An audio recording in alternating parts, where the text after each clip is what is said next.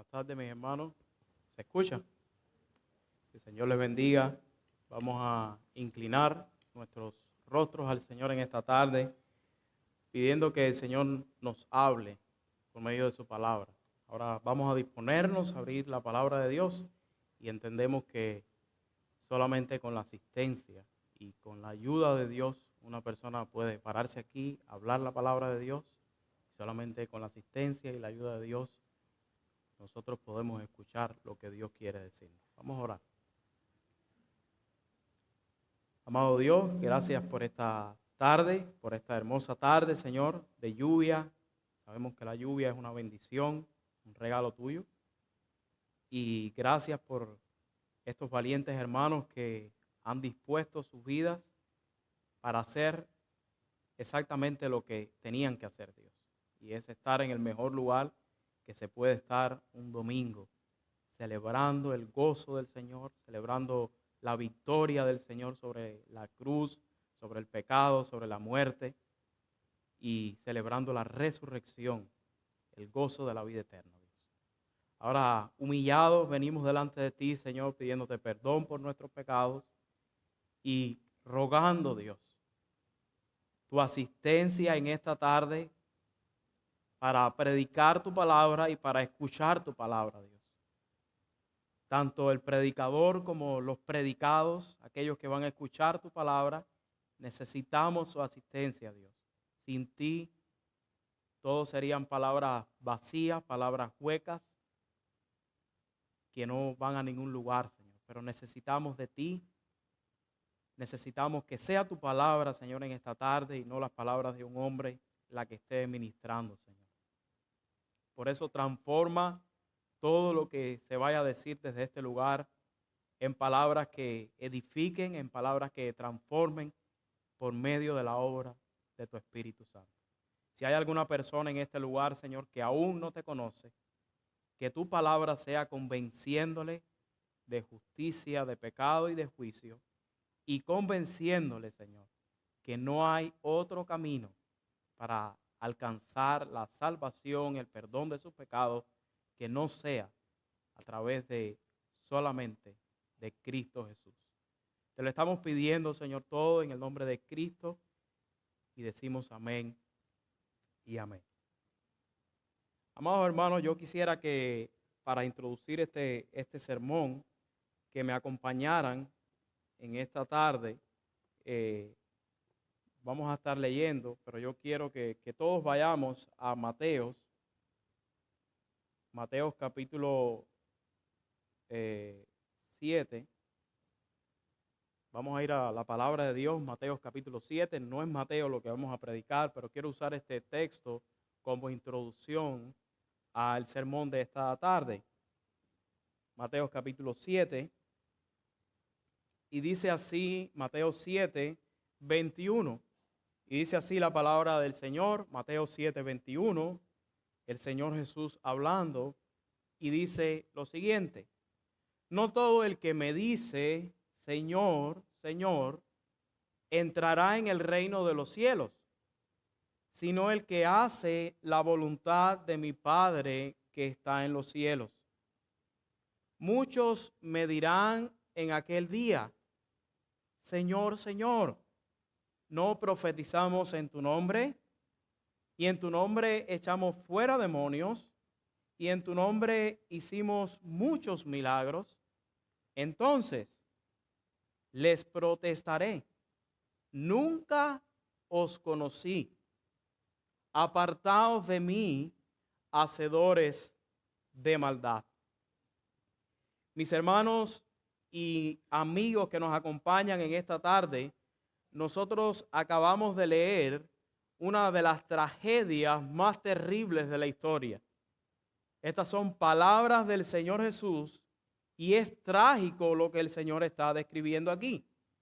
Pues hay un pueblo, hay un grupo de personas que llegarán al día final, al día donde se pararán delante de Dios engañados, con una falsa seguridad. Ellos llegarán allí pensando que conocían a Dios porque hicieron algunas cosas religiosas. Pero la verdad es que el Señor no los conocía a ellos. Y fijémonos aquí que el problema no es hacer o no hacer, sino que el problema es hacer sin conocer verdaderamente al Señor. Porque el Señor está diciendo claramente que entrará al reino de los cielos el que hace la voluntad de mi Padre que está en los cielos. Pero hay un grupo de personas que porque hicieron algunas cosas religiosas, echaron fuera demonios, hicieron milagros, supuestamente todo en el nombre de Jesús, ellos creen que tendrán un lugar en el cielo. Y el Señor les dirá con toda autoridad en ese día: nunca os conocí, apártense de mí, hacedores de maldad. Mis hermanos, estamos hablando aquí de personas que creían estar bien con Dios porque hacían algunas cosas religiosas. Eso la Biblia en otro lugar lo llama apariencia de piedad, cuando en realidad ellos estaban lejos de Dios. Y una vida así, mis hermanos, es condenada por el Señor, y era lo que estaba pasando en los días de Amós. En los días de Amós, el pueblo de Dios pensaba que su religiosidad aplacaría de alguna manera la ira de Dios contra ellos, y que de alguna manera ellos podían ser librados del juicio de Dios haciendo algunas cosas religiosas. Y una vida así, mis hermanos, una vida doble, una doble vida delante del Señor, tiene consecuencias. Hemos puesto por título a este sermón: cuando el hacer está desconectado del ser.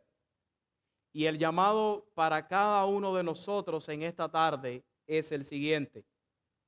Amado hermano, amigo que nos acompaña, el llamado de Dios para ti hoy es: arrepiéntete de tu religiosidad pensando que ésta te librará del juicio divino. Iglesia Bautista, Palabra de Vida, visita que nos acompaña. Si esa es tu posición en este momento, si tú estás en un punto de tu vida donde tu hacer está desconectado de tu ser, estás en un momento muy peligroso. Corre por tu vida, corre por tu alma en esta tarde.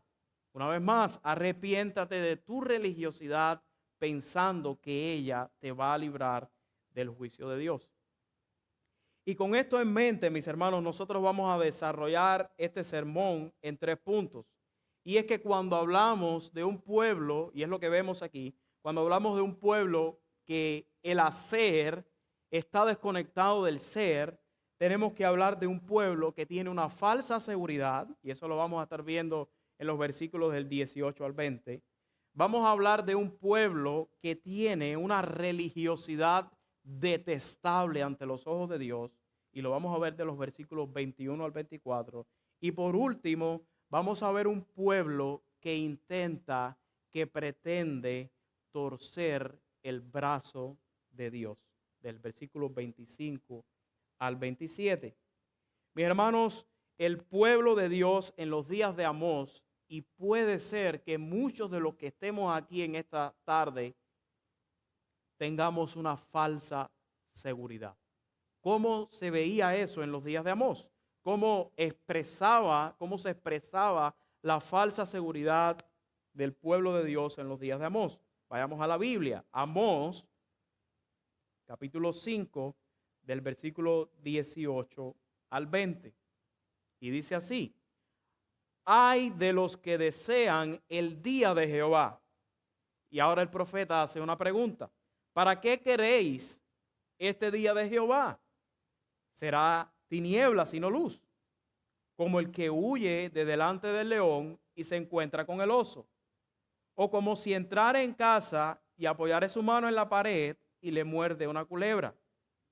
¿No será el día de Jehová tinieblas y no luz, oscuridad que no tiene resplandor? Mis hermanos, recordemos que la sección anterior, que el pastor, no recuerdo el nombre, pero el pastor que predicó anteriormente de Amós trajo, tenía una estructura de quiasmo, no sé si recuerdan eso, que comenzaba y terminaba con algo que era lamentable, con un lamento, con una situación lamentable para Israel. El versículo 1 del capítulo 5, por ejemplo, dice: oíd esta palabra que yo levanto para lamentación sobre vosotros, casa de Israel. Ese es el versículo 1 del capítulo 5, pero el versículo 16, justamente antes del texto que nos corresponde hoy, dice: por tanto, así dice Jehová, Dios de los ejércitos, en todas las plazas, ¿qué cosa habrá? Llanto, lamento. Y en todas las calles dirán: ay, ay. Y nuestro texto en esta tarde comienza con uno de esos ay. Dice el Señor: ay de los que desean el día de Jehová. La palabra ay es muy común, sobre todo, mis hermanos, en los profetas. Y como ya estábamos viendo, siempre está relacionada con un lamento, una situación lamentable. ¿Para quién? Para los sujetos del ay. En este caso, ay de los que desean el día de Jehová.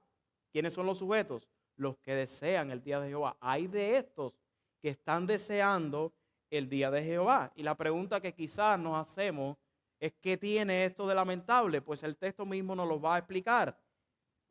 Pero vamos a tratar de manejar un poco qué es esto que el profeta está hablando del día de Jehová y por qué es lamentable que el pueblo de Dios en aquellos días estuviera deseando este día. Mis hermanos, el día de Jehová es una expresión que es muy común en los profetas y casi siempre se usa para referirse al día cuando Dios ejecutaría su juicio. Muchos profetas hablan de este día como el día grande y temible. Por ejemplo, Joel dice: porque grande es el día de Jehová y muy terrible, ¿quién podrá soportarlo? Isaías dice: aullad, porque cercano está el día, vendrá como asolamiento del Todopoderoso. Isaías también, capítulo 13, dice: he aquí el día de Jehová viene, terrible, de indignación y ardor de ira, para convertir la tierra en soledad y raer de ella a sus pecadores. Pudiéramos pasar aquí mucho rato citando y citando profetas del Antiguo Testamento hablando del día de Jehová. Todos ellos, en alguna manera, hablan de este día como un símbolo de juicio terrible que habrá. Una pregunta que nos hacemos en este texto es: entonces, ¿el día de Jehová fue o el día de Jehová será? Y la respuesta es que son las dos cosas. Pudiéramos decir que cada vez que de alguna manera Dios manifiesta su juicio, fue el día de Jehová, pero todos esos días de alguna manera están apuntando a ese día final, a esa realidad final escatológica, donde Dios manifestará su juicio completamente en la consumación de los tiempos. Pero ¿cuál era el problema de Israel entonces, mis hermanos? ¿Por qué era lamentable que Israel estuviera deseando ese día? El propio texto lo está diciendo. Mis hermanos, el texto dice: ¿por qué querréis? El profeta está preguntando: ¿por qué ustedes quieren ese día? No saben, será de tinieblas y no de luz. ¿Y por qué era así? El problema con Israel era que ellos estaban deseando el día de Dios, viviendo en la impenitencia de sus pecados y al mismo tiempo creyendo que todo estaría bien. Y eso es imposible y eso es lamentable, porque lo que le esperaba a ellos era juicio, no era luz, era tiniebla lo que le esperaba a Israel. Recordemos que ya de alguna manera Dios los había llamado al arrepentimiento. En el verso capítulo 4, versículo 12, el Señor los invita, los llama: prepárate, oh Israel, para venir al encuentro con tu Dios. Y esto era lo que realmente no estaba pasando. Israel no se estaba arrepintiendo de sus pecados, Israel estaba viviendo en sus pecados Y aún así, ellos pensaban y ellos creían que el día de Jehová iba a ser favorable para ellos. ¿Para qué querréis este día? Israel pensaba que escaparía de este juicio en el día de Jehová porque tenía una falsa seguridad. Ellos piensan que será gozo, ellos piensan que será felicidad, luz, cuando realmente será tinieblas. El Señor se lo recuerda y les dice, miren, será tinieblas y no luz. El profeta ahora empieza a partir del versículo 19, el profeta empieza a hacer una serie de comparaciones de una persona que cree que está a salvo cuando lo que le viene realmente es algo peor. Es una persona que tiene una falsa seguridad, una falsa esperanza, una falsa seguridad. Yo me siento seguro.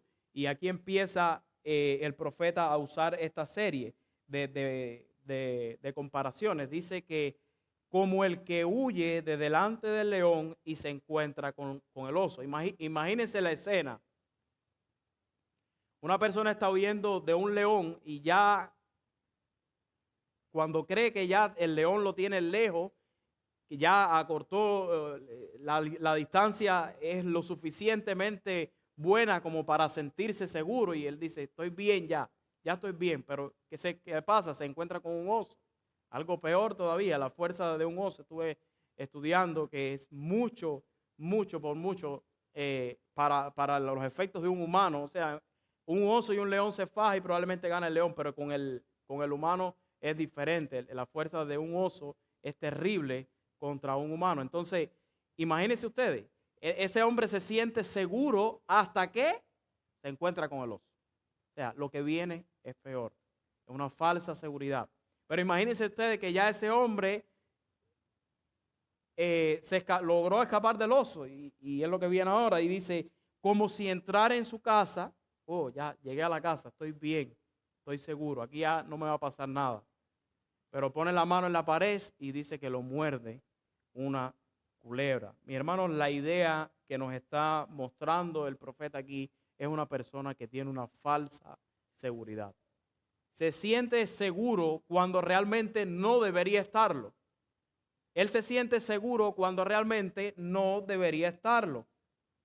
La imagen aquí es Israel no va a escapar del juicio de Dios. No importa cuán seguro tú te sientas hoy, si tu seguridad es una falsa seguridad, de igual manera perecerás. No importa cuán seguro te sientas. Israel, lo que te espera es peor de lo que tú crees. Ese es todo lo que está diciendo aquí. Tinieblas sino luz. Oscuridad que no tiene resplandor. La falsa seguridad de Israel lo lleva a pensar, mis hermanos, que está salvo cuando realmente lo que le espera en el día de Jehová es terrible. Y tenemos que decir amén, pero es triste.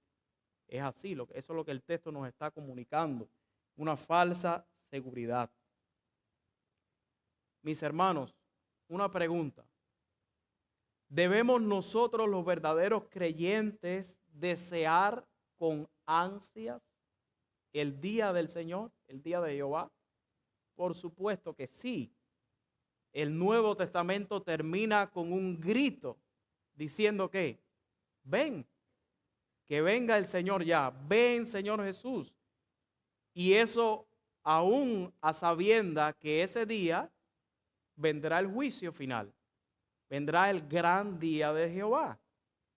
Por ejemplo, eso está en Apocalipsis 20, pero si usted va a 2 Timoteo 4:8, dice Pablo, por lo demás me está guardada, 2 Timoteo 4:8, los que le gustan anotar, deberíamos todos anotar, los hombres sobre todo, que estamos ahora embarcados en una empresa de discipularnos unos a otros y donde vamos a estar preguntándonos qué vimos el domingo. Entonces, anote, mi hermano, 2 Timoteo 4:8, por lo demás me está guardada la corona de justicia, la cual me dará el Señor, juez justo, y me encanta como dice aquí Pablo, en aquel día. Hay un día, y no solo a mí, dice, sino también a todos los que aman su venida. Mi hermano creyente que estás aquí, si usted es un verdadero creyente, usted debe desear con ansias, amar con ansias el día cuando Dios finalmente mande a su Hijo y el tiempo sea consumado. Amén. El apóstol Pablo espera, desea el Señor con tanta tranquilidad, y no solo eso, sino que también dice que nosotros los creyentes somos los que amamos la venida del Señor, aún a sabiendas que ese día vendrá el juicio. Ahora la pregunta es, ¿por qué Pablo, Juan y todo verdadero creyente puede y debe desear con ansia el día del Señor, pero para otros desear el día del Señor es algo lamentable? Hágase esa pregunta. ¿Por qué para unos desearlo es algo bueno, pero para otros desearlo será algo lamentable? Y es que el día de Jehová será luz y eterno gozo para quienes estemos a cuentas con el Señor y vivimos una vida de arrepentimiento y fe. Pero el día del Señor, mis hermanos, será terrible para quien no esté preparado. Y eso es lo que estaba pasando con el pueblo de Dios en días de Amós, y puede estar pasando con muchas personas que vienen cada domingo a la iglesia, pero viven en sus pecados, sin confesión, sin arrepentimiento. Desear el día del Señor en la impenitencia de tus pecados es tan lamentable para ti que estás aquí hoy como lo fue para Israel en días de Amós. Si tú has creído en el Señor, te has arrepentido de tus pecados y como resultado de eso vives mortificando el pecado cada día, tienes razones para anhelar y desear el día del Señor. Pero en cambio, si vives en tus pecados de forma impenitente, estás teniendo una falsa seguridad. Y a pesar de que digas que eres creyente, la palabra de Dios dice para ti hoy, ay de ti que deseas el día del Señor pensando que vas a escapar ese día. Mis hermanos, el impenitente vive como si no fuera a suceder nada. Y eso es falsa seguridad. ¿Y saben hasta cuándo vive así? Hasta que ya es muy tarde. Aquí no pasa nada. Yo estoy bien con Dios. Soy una gran persona. ¿No han escuchado eso? Soy una buena persona. Soy una gran persona. Y Dios es mi amigo. Dios es bacán conmigo. Chévere. Ten cuidado, amado hermano y amigo. No estés a la expectativa del día del Señor con una falsa seguridad. Ten cuidado. Examina tu corazón. Ya dijimos, cuando hablamos de una desconexión del hacer con el ser, tenemos que hablar de un pueblo que tiene una falsa seguridad. Preguntémonos ahora, mis hermanos, ¿en qué se basaba la falsa seguridad de Israel? ¿Cuál era el contenido? Ya sabemos que Israel y muchos de nosotros pudiéramos estar aquí con una falsa seguridad. La pregunta es, ¿cuál es el contenido de la falsa seguridad de Israel? Y el texto lo dice, mis hermanos, en palabras más, una religión vacía. Israel estaba descansando, Israel estaba apoyándose en una religión vacía, en una religión fría y muerta. ¿Cómo vemos eso en la Escritura? Y vamos a ver ahora un pueblo que tiene una religiosidad detestable. Dice la palabra de Dios, versículo 21. Aborrecí, abominé vuestras solemnidades y no me complaceré en vuestras asambleas. Y si me ofrecieres vuestros holocaustos y vuestras ofrendas, no las recibiré, ni miraré las ofrendas de paz, de vuestros animales engordados. Quita de mí la multitud de los cantares. Músicos, escuchen, pues no escucharé las salmodias de tus instrumentos, pero corra el juicio como las aguas y la justicia como impetuoso arroyo. Mis hermanos, no hay mejores palabras para describir esto como un pueblo que tiene una religiosidad que es detestable y abominable a los ojos de Dios, y vamos a explicar por qué. El texto comienza con dos verbos, dos palabras, y dice aborrecí, abominé. Y el problema es que, mis hermanos, si ustedes se dan cuenta, es la misma palabra, tiene el mismo significado, pero es que una palabra no alcanzaba y es la intención que tiene ese texto. Dos palabras que significan lo mismo, la intención es, no alcanza con una palabra, tengo que decírselo con dos, para describir el rechazo total de Dios hacia la religiosidad vacía de Israel. Yo aborrecí, juntas, cuando se combinan estas palabras, hablan de eso. El rechazo de Dios hacia esta religiosidad es total, es absoluta y es completa.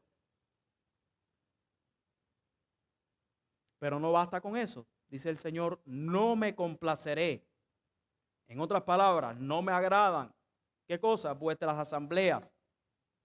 Los sacrificios y los holocaustos, miren, yo no los voy a recibir, yo no los voy ni a mirar. Y dice, quita de mí la multitud de tus cantares. Y algunas traducciones, la Biblia de las Américas dice, ni siquiera escucharé la salmodia de tus instrumentos. ¿Qué significa eso? Dios no quiere escuchar ni los instrumentales. No quiere escuchar un instrumento sonar. Ni siquiera eso quiero escuchar, dice el Señor. Es la idea, el peso de la idea del texto. La Biblia de las Américas es buena en esta traducción, me gustó mucho. Dice, el activismo religioso de Israel era grande y esta era la base de su seguridad. Recuerden, ellos tienen una falsa seguridad, pero eso tiene que tener un contenido. ¿En qué estaban descansando? ¿En qué estaban confiando?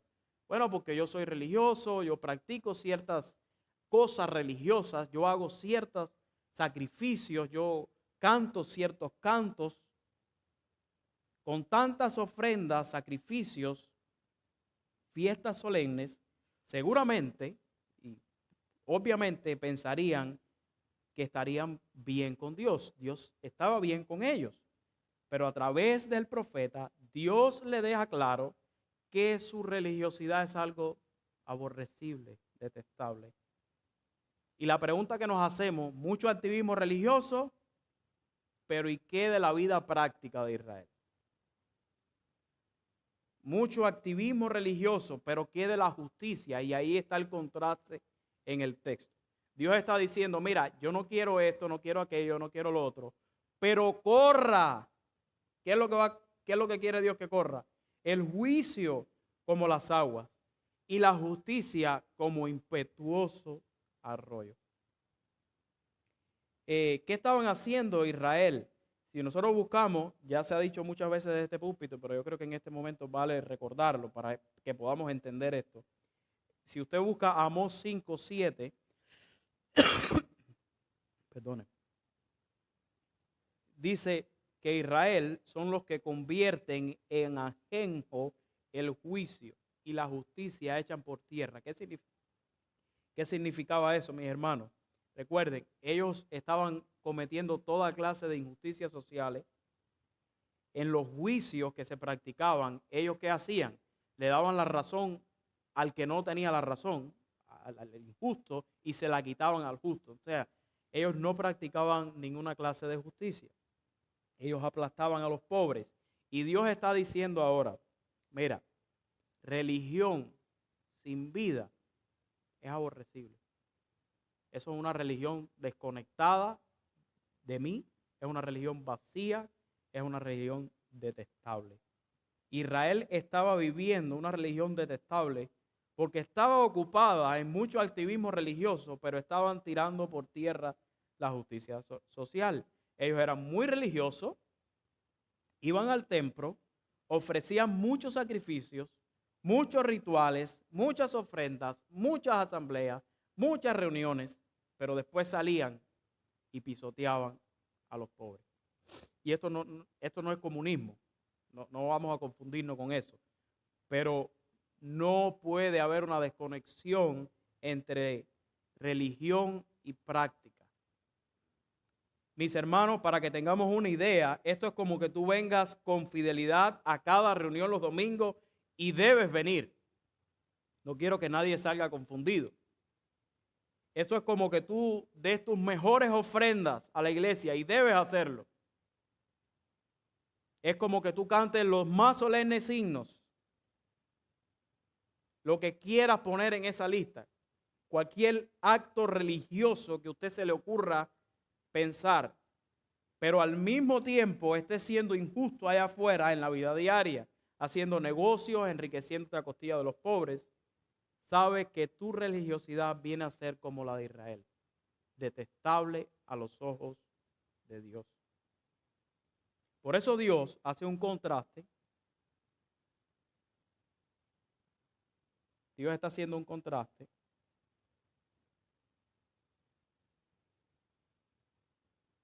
entre lo que Israel está haciendo y lo que Él realmente pide que ellos hagan. ¿Y cuál es el contraste? Ya lo dijimos. No quiero esto, no quiero lo otro, pero corra la justicia. Perdóname, mi hermano, que se me fue esto aquí. Pero corre el juicio como las aguas y la justicia como impetuoso arroyo. Mis hermanos, el impetuoso arroyo significa, imagínense ustedes, no sé, las personas que vivieron o que vivieron cerca de un arroyo, cuando el arroyo está crecido, hace bastante ruido. Y ese es el contraste de lo que Dios está diciendo. Mira, a mí no me interesa el ruido, la musiquita de tus instrumentos, el ruido de tu religión, cuando no está acompañada de un ruido de justicia. Yo quiero escuchar más bien la música, sí, pero de la justicia y el favor a los pobres, que hacer aquello y no hacer esto. Hay una contradicción entre una cosa y la otra. Eso es lo que está diciendo Dios. ¿Qué de lo cotidiano en los días de Amós? Religión e injusticia social, eso es detestable. Una religión desconectada, como ya decíamos. Mis hermanos, una religión sin arrepentimiento es detestable a los ojos de Dios. Y ya esto el Señor se lo había dicho. Por ejemplo, en el pacto mosaico, Levítico 26:31, no da tiempo, pero anótelo, Dios le está diciendo que cuando ellos llevaran ese tipo de religiosidad, Él no aceptaría eso. Y le dijo, haré desiertas vuestras ciudades, asolaré vuestros santuarios y no oleré la fragancia de vuestro perfume. Levítico 26:31, ya Dios se lo había dicho.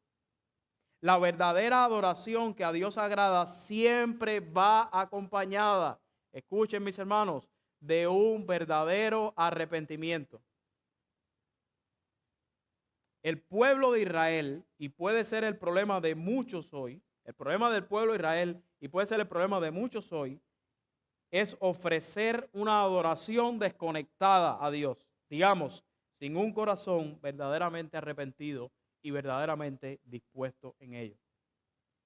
Esto es en palabras del Señor Jesús, cuando está acusando a los fariseos y está al mismo tiempo citando a Isaías.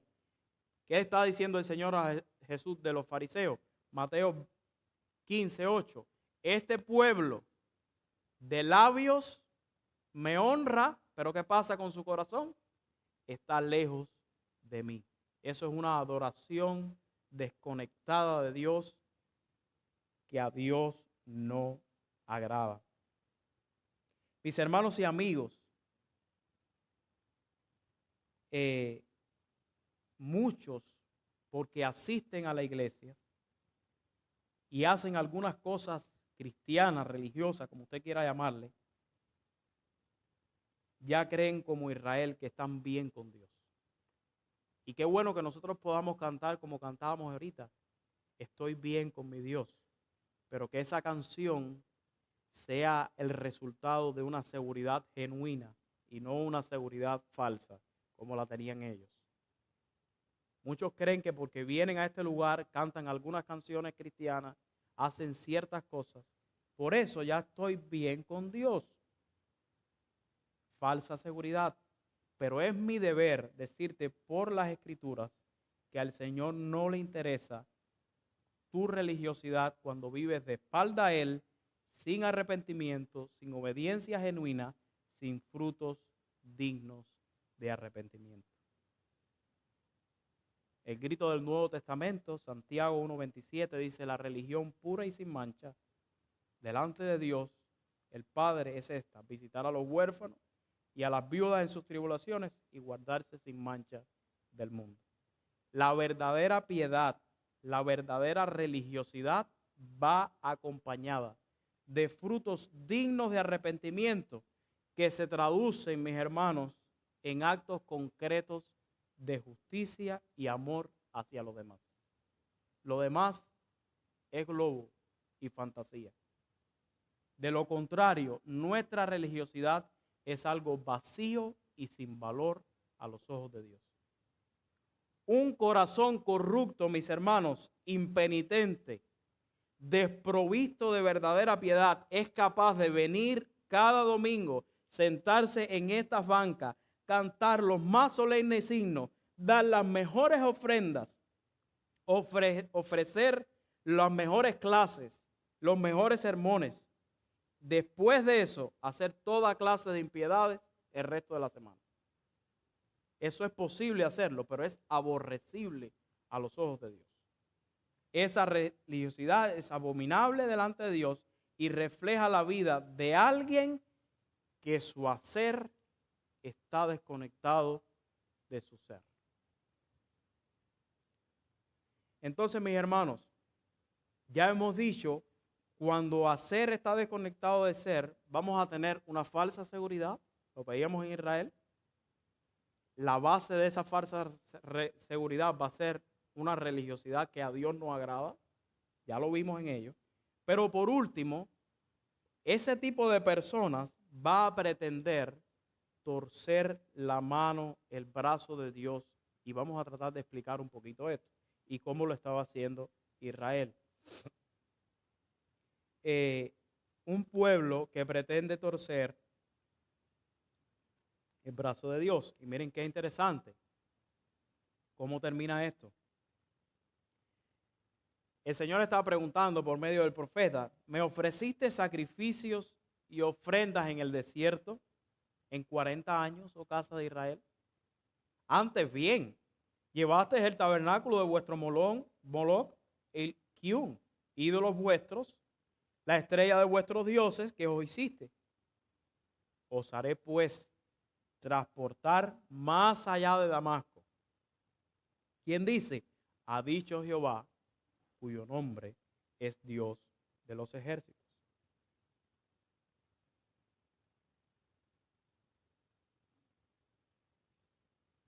Mis hermanos, el Señor lleva a Israel al pasado. Él los lleva en una máquina del tiempo al pasado y les hace una pregunta que es muy interesante, una pregunta retórica. Le está diciendo: Israel, ¿acaso, en otras traducciones dice así, ¿acaso me ofreciste sacrificios y ofrendas en el desierto 40 años, oh casa de Israel? Y la respuesta de esa pregunta retórica es, te lleva a un no. Todo lo contrario. Israel, antes bien, ¿qué fue lo que hicieron? Llevaste el tabernáculo de vuestro Moloch, Kiun, ídolos vuestros, las estrellas de vuestros dioses que os hiciste. Hermanos, ¿qué hay con esta pregunta retórica? ¿A dónde quiere llevar Dios a Israel? ¿Cómo entender esta pregunta en el contexto de lo que estamos mirando? Esta pregunta que Dios hace a Israel es como si les estuviera diciendo: Israel, a ver, ¿a dónde quieren llegar ustedes con esos muchos rituales hoy? A ver, les voy a hacer una pregunta. ¿Hasta dónde quieren ir ustedes con eso? ¿Fueron tus rituales pasados los que te libraron de mi mano? Mis hermanos, Israel lleva una bola de años pecando, adorando ídolos y haciendo sacrificios al mismo tiempo a Dios. Porque el punto de esta pregunta no es si ellos hacían los sacrificios o no. Porque si usted va a la historia del antiguo Israel, ellos fueron religiosos toda la vida. Siempre lo han sido. Pero ellos siempre han sido religiosos y han vivido pecando toda la vida. Y eso es lo que dice Dios, mira, no va, no funciona.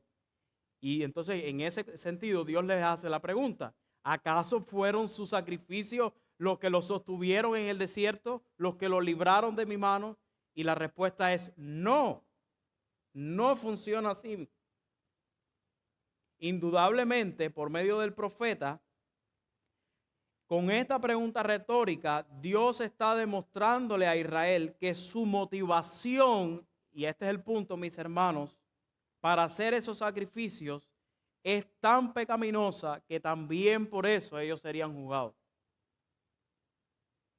Dios está llevando a Israel al pasado, su infidelidad en el desierto. Por 40 años, mis hermanos, Dios sostuvo fielmente a Israel a pesar de sus muchas idolatrías en el desierto. No fueron los rituales de Israel en el pasado los que lo libraron del juicio de Dios. Por eso Israel hoy, en el presente, en el tiempo de Amós, no podía pretender que haciendo sacrificios, llevando una vida religiosa, ellos podían ser librados de la mano de Dios. No es así como funciona. Es por medio de la bondad, la misericordia, la fidelidad de Dios que Israel podía escapar del juicio y no por sus muchos rituales. Por eso dice el Señor, os haré pues. O sea, no hay escapatoria, Israel. No piensen ustedes que por sus sacrificios ustedes van a ser librados. Os haré pues, el resultado va a ser juicio. Transportar más allá de Damasco, ha dicho Jehová, cuyo nombre es Dios de los ejércitos. La música aquí es, no importa cuánta religión practiques, Israel. Al final, igualmente, serás juzgado. Sus hipócritas y vanos rituales no van a aplacar y retardar el juicio de Dios contra ellos. Todo lo contrario, el juicio viene porque viene. No importa cuánta religiosidad estaba en Israel. Hay una enseñanza clara, mis hermanos, en esta sección, tanto para Israel como para nosotros hoy. Y es que la religiosidad no es la que nos libra de la ira de Dios, sino su misericordia y su fidelidad. Iglesia y amigo que nos acompaña, no confíes en tus actos religiosos para ser librado del brazo de Dios. No pretendas comprar, que al final es lo que tratamos de hacer, la bondad de Dios con actos religiosos. No funciona así. Conocí familias, y no es muy lejos, parte de mi familia, que estuvieron ofrendando a la iglesia por mucho tiempo, pero nunca asistían a ella,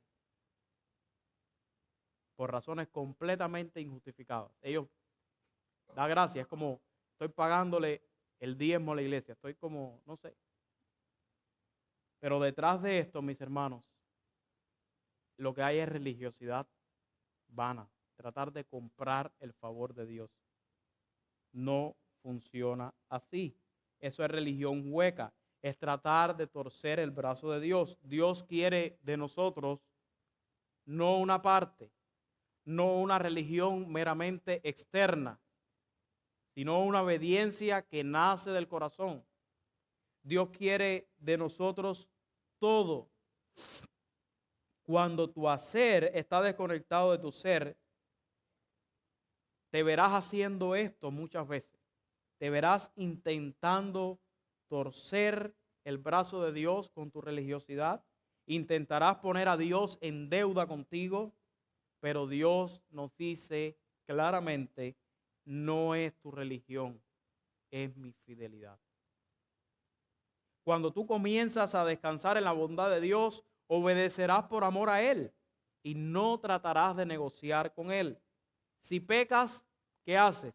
Confiesas, te arrepientes, pero no tratas de comprar tu perdón con un acto religioso. Si vienes a la iglesia, es porque le amas. Si das tus finanzas a la iglesia, es porque le amas. Si practicas cualquier acto piadoso, es porque le amas, no porque estás buscando conseguir algo de Él, porque tú has entendido que su bondad se ha derramado en tu vida por medio de Jesucristo. Por eso, amado hermano y amigo que nos visita, como mismo empezamos, arrepiéntate de tu religiosidad pensando que ésta te va a librar del juicio. Una pregunta para concluir. Entonces, mis hermanos y amigos, si nosotros no podemos ser librados del juicio por medio de rituales, por medio de actos religiosos, ¿cómo podemos ser librados del juicio de Dios? ¿Cómo es que entonces podemos ser librados de la ira de un Dios santo y justo? Acompáñenme un momento. Mateo, capítulo 27.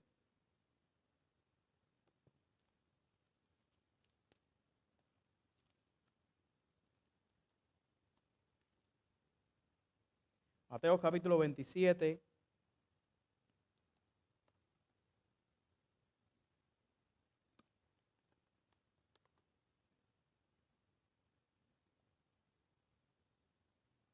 Versículos 45 y 46. Y dice, y desde la hora sexta hubo, ¿qué cosa fue lo que hubo? Tinieblas, oscuridad. ¿Se recuerdan de esas palabras? Sobre la tierra. ¿Hasta qué hora? Hasta la hora novena. Y cerca de la hora novena, Jesús clamó a gran voz diciendo, Elí, Elí, lama sabactani. Esto es traducido, Dios mío, ¿por qué me has desamparado? Mis hermanos y amigos, pudiéramos decir que hubo uno de esos días de Jehová, de los tantos que han ocurrido en la historia, que el eterno Hijo de Dios, nuestro Señor Jesucristo, recibió el peso del terrible juicio de Dios en la cruz del Calvario.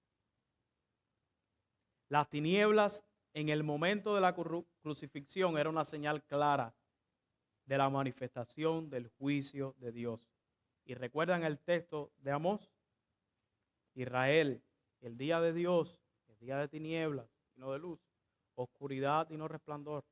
Mis hermanos, Cristo se puso en el lugar de nosotros.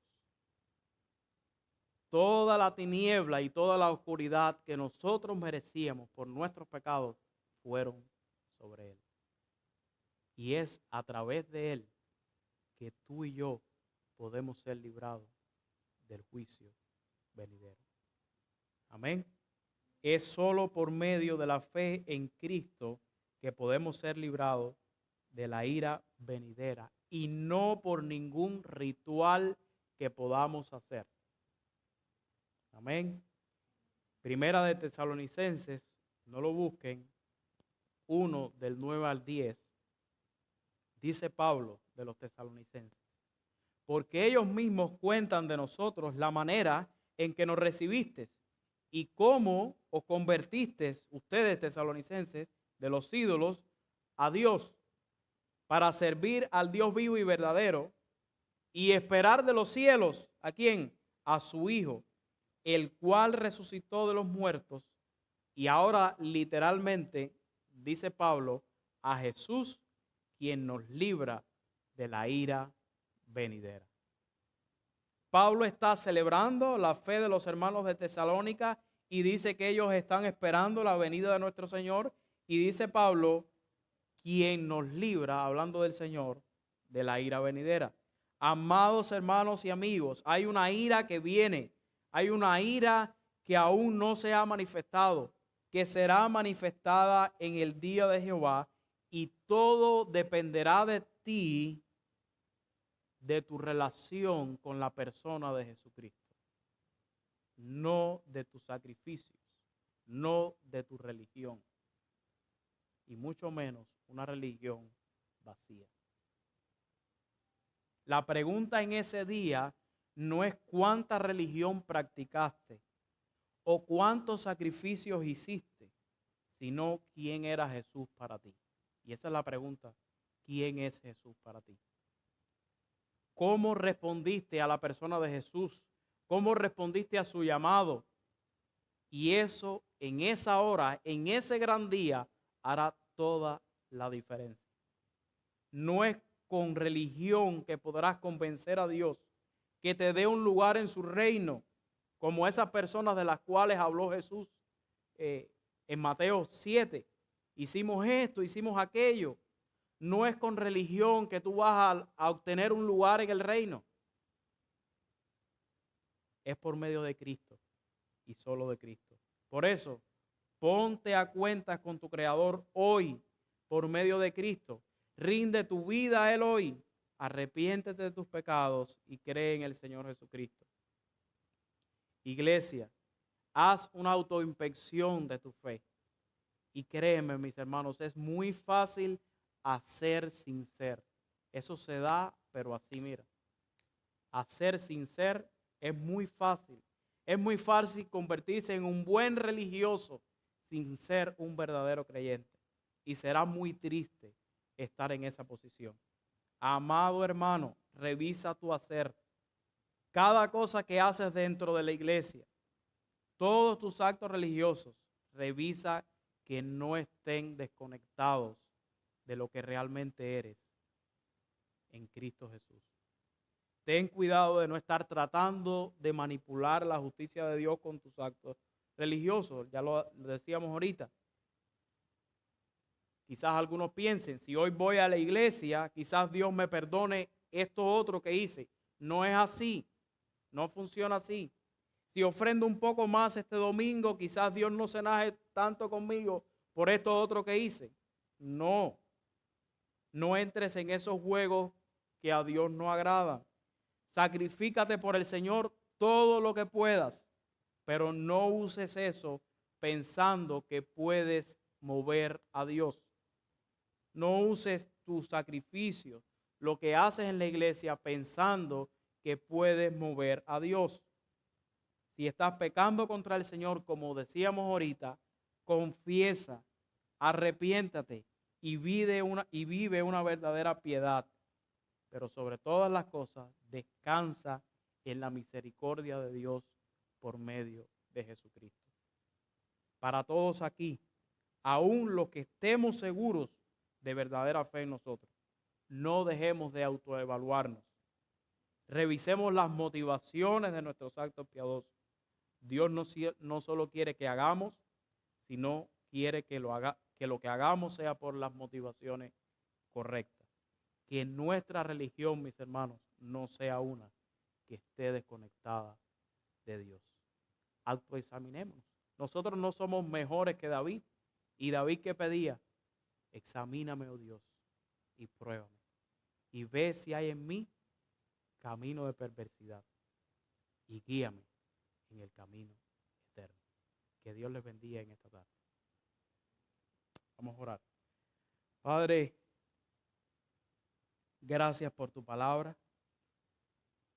Tu palabra es suficiente. Por eso te rogamos, Señor, que nos ayudes a vivir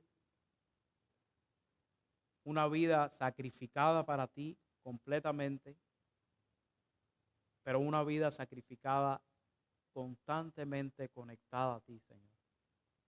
Que nuestra religión no sea como la de Israel, Señor.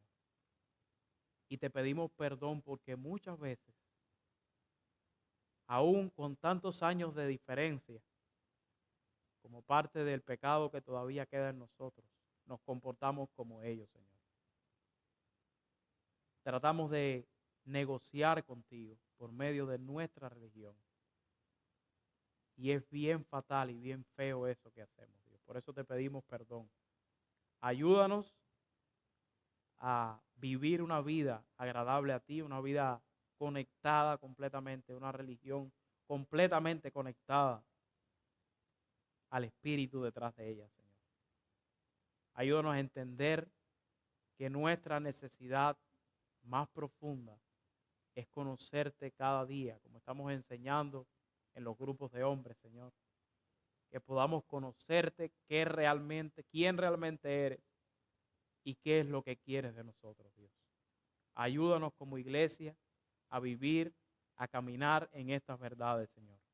Glorifícate y que, como estaba pidiendo nuestro pastor ahorita, nosotros podamos ser una iglesia más santa cada día, más parecida a Cristo cada día, Señor. Te necesitamos, Dios.